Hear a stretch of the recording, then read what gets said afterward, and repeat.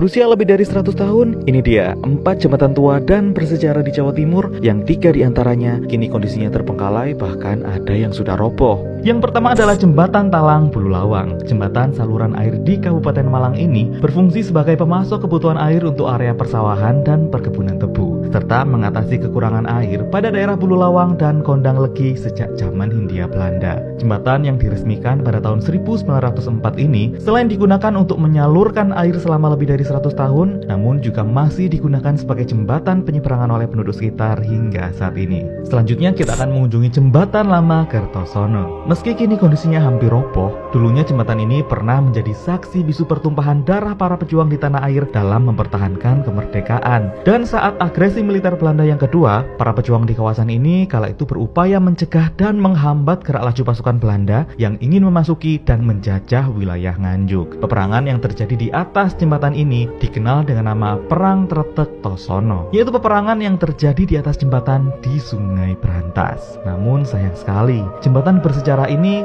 kini kondisinya sangat terbengkalai dan terlihat hampir roboh. Beralih ke Mojokerto, kita akan mengunjungi bekas jembatan lori yang ada di desa Ngingas Rembyong. Sejak tahun 1912, dulunya jembatan ini berfungsi sebagai jalur perlintasan kereta api yang kala itu turut membawa hasil panen tebu yang akan dibawa ke stasiun pabrik gula Gempol Krep. Jembatan lori ini dibangun oleh perusahaan perkeretaapian Hindia Belanda. Meskipun kondisinya kini sangat memprihatinkan, jembatan ini ternyata masih digunakan oleh penduduk sekitar sebagai jembatan penyeberangan. Next, kita akan terbang ke Surabaya dan mengunjungi Jembatan Petean. Jembatan ini dibangun oleh NV Mesin Fabric Bread Co pada tahun 1900, serta berfungsi untuk mengontrol keluar masuknya kapal dari Selat Madura yang akan menuju ke arah kota. Masyarakat biasa menyebut jembatan ini dengan nama Jembatan Petean karena sistem kerjanya yang ditekan atau dalam bahasa Jawa yaitu dipetek. Lokasinya yang sangat strategis membuat jembatan ini kala itu dijadikan sebagai titik kunci untuk menahan serangan tentara Sekutu saat peristiwa Perang 10 November tahun 1945.